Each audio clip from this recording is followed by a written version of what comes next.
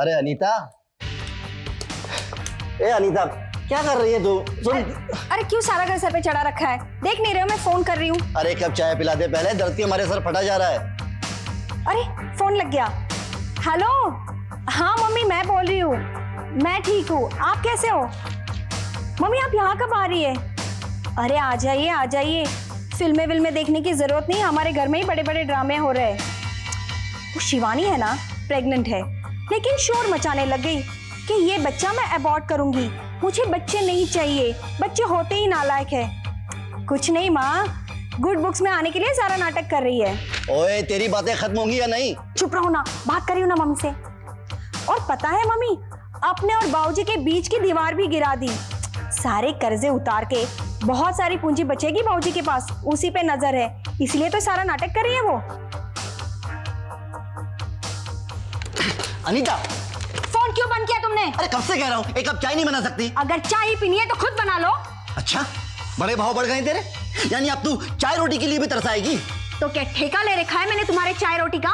Pump भी मैं ही जाऊं, पैसे भी मैं ही कमाऊं, रोटियां भी मैं ही बनाऊं। अच्छा ठीक है, समझ गया तेरा मतलब क्या है। समझ गए ना मतलब? तो तुम्हारे लिए अच्छा ही है।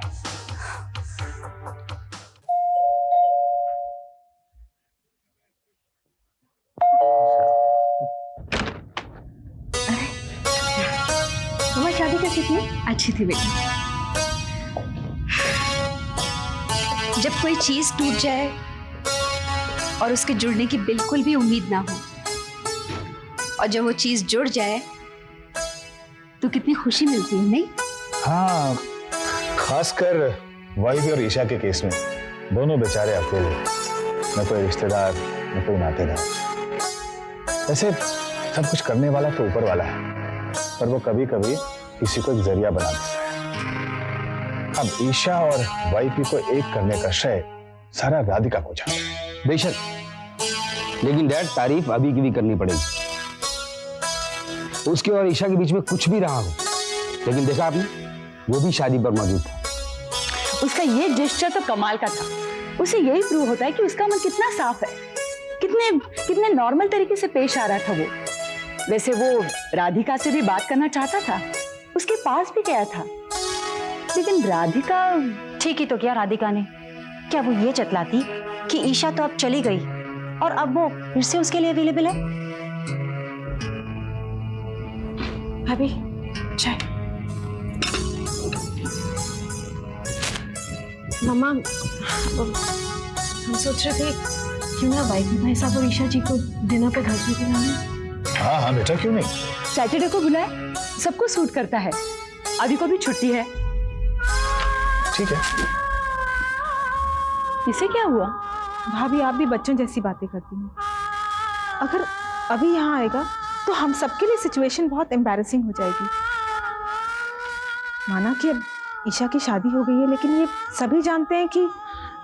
लेकिन अब सिचुएशन बदल चुकी है और हम सबको बदले हुए हालात की आदत डालनी पड़ेगी। लेकिन भाभी, राधिका खुद को इतनी आसानी से बदल नहीं सकती। वो बेचारी बहुत हर्ट हुई है। लेकिन इसका मतलब ये तो नहीं कि इस घर के दरवाजे हमेशा के लिए अभी के लिए बंद हो गए।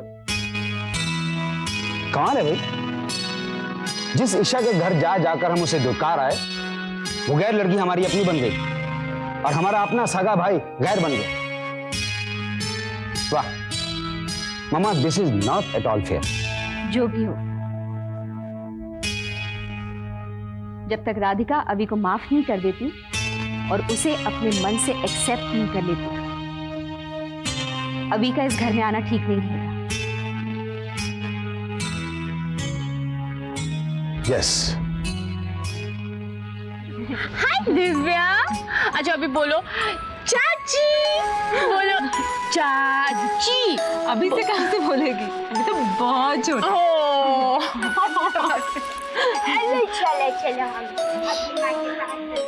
भाभी, आपने ऑफिस जाना क्यों नहीं शुरू किया? मुकेश भी मुझसे यही पूछ रहे थे, लेकिन मेरा दिव्या को छोड़कर जाने को दिल ही नहीं करता।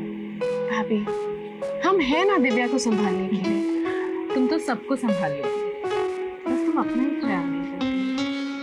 नहीं भाभी, हम अपना ख्याल रखते हैं और हमें रखना भी चाहिए। हमारी लाइफ किसी और के लिए इम्पोर्टेंट हो ना हो, पर हमारे बच्चे के लिए बहुत इम्पोर्टेंट है। और बेचारे, इसका क्या कसूर? माँ बाप की गलती की सजा इसे क्यों मिले? राधिका, राधिका, अरे मामा, क्या बातें हो रही थी? कुछ नहीं। बैठो बेटा।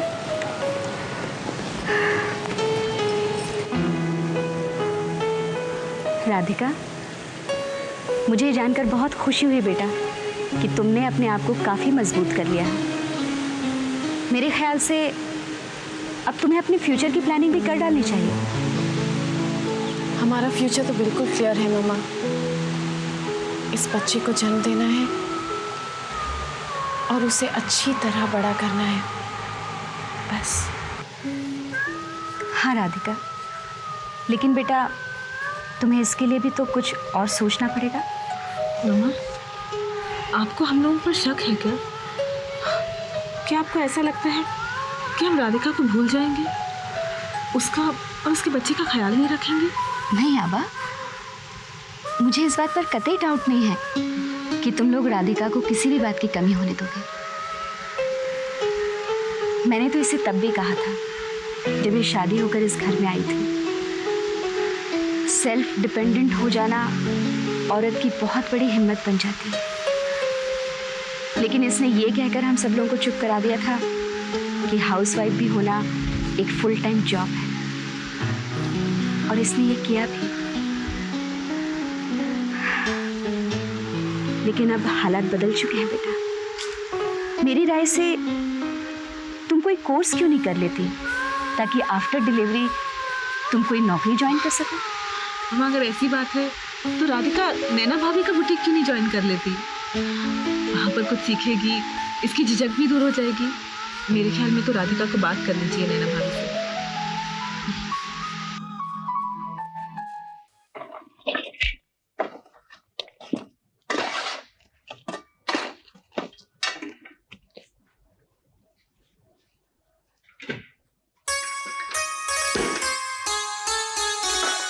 मैं क्या चाहिए,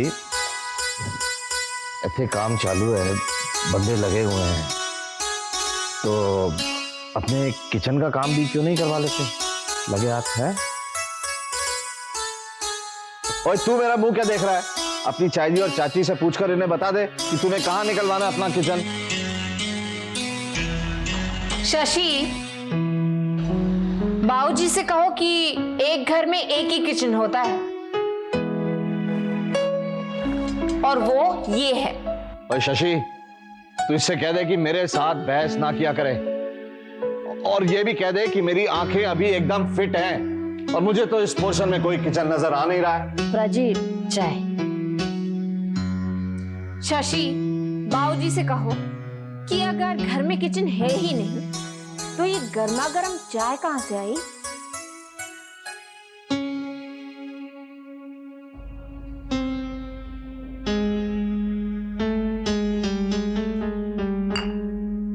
सोमा जी।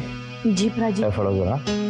प्राची, और एक बात बताओ जी, आप ये अज्जू के किचन में क्या कर रहे थे? हाँ जी। चाची, आप बाबूजी से कह दीजिए कि ये चाय अज्जू के किचन से नहीं, कपूर खानदान के किचन से आई है। प्राची, बड़े खुश नजर आ रहे हो जी आप, हैं? सारे के सारे। लेकिन एक बात बता दो जी आपको, जो किचन अभी नहीं ना बनवाया आप लोगों ने, तो बाद में जाके तकलीफ आप ही को होनी है। नहीं प्राची, इसमें हमारे को क्या परेशानी है? किचन चाहे जितने भी बदले हो जाए, पर खाने वाले और खिलाने वालों में प्यार बना रहे ना, तो खाने का स्वाद कभी नहीं बदलता। वाह चाची वाह, क्या डायलॉग है। वैसे एक बात बताइए सोमा जी, ये किसकी इजाजत से इसको फैमिली किचन का दर्जा दिया जा रहा है? मेरी इजाजत से। सुन लिया कि दोहराऊं? हाँ, सुन लिया जी, कान भी ठीक ही है मेरे।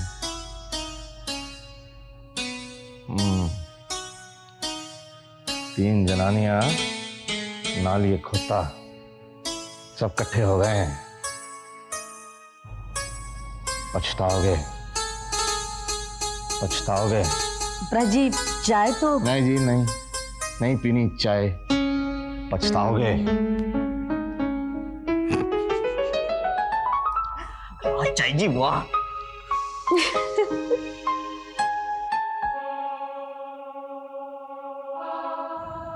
क्या सोच रहे हैं प्राजी? कुछ नहीं शशि, एक दीवार के गिर जाने से कितना फर्क पड़ता है यार। तू जानता है शशि, जब हमारे बीच वो दीवार थी ना, तो ऐसा लगता था कि हम एक दूसरे के कितने करीब होकर भी कितने दूर हैं। शशि, जब मैं घर में अकेला होता था ना, तो अपने आप को उस दीवार के अगेंस्ट जाकर मारता था। इतनी घुटन सी महसूस होती थी। प्राजी, मैं आपको बहुत अच्छी तरह से जानता हूँ। आप कुछ बोलते नहीं, सिर्फ घुटते रहते हैं। लेकिन एक बात तो है प्राची, कि आज जो इस घर में हुआ या हो रहा है, वो सब शिवानी भाभी की वजह से, उनकी हिम्मत की वजह से। वरना बाबूजी से टक्कर लेना तो अच्छे अच्छों के बस की बात नहीं है।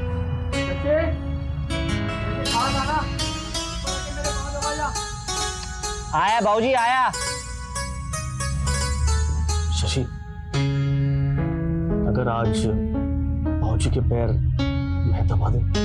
अच्छा, पूरे 1 साल के बाद आपको पैर दबाने की याद आई है?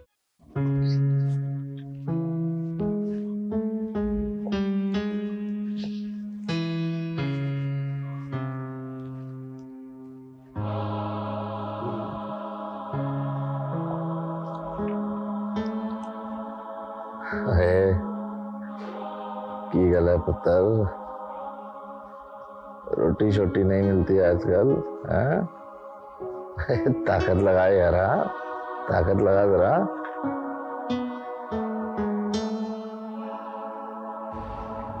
हाँ ना ना, चल छट रहने दे, और नहीं दबाने तो मत दबा यार, लेकिन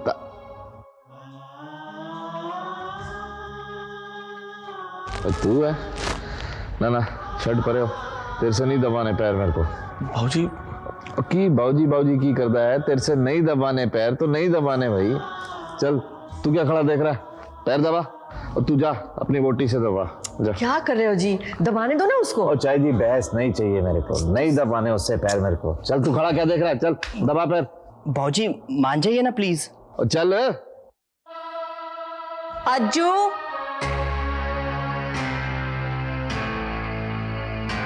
रुक क्यों गए? बाबूजी के पैर दबाओ, और काम हो जाने के बाद ये दूध पिला देना उन्हें। और देखो अपनी बोटी से कह दे कि मेरे सर पे खड़े होकर हुक्म नहीं चलाया करे, समझा तू? अज्जू, बाबूजी से कह दो कि शशि पैर नहीं दबाएगा, और अगर तुम्हारे हाथों में ताकत नहीं है तो बाबूजी के पैर मैं दबा देती हूँ। नहीं जी, और नहीं जी महाराज, आपसे नहीं दबाने हैं, आपसे पैर दबा के मेरे को नरक में नहीं जाना है। आप तो रख दो जी, दूध मैं पी लूंगा, और आप जाओ आराम करो।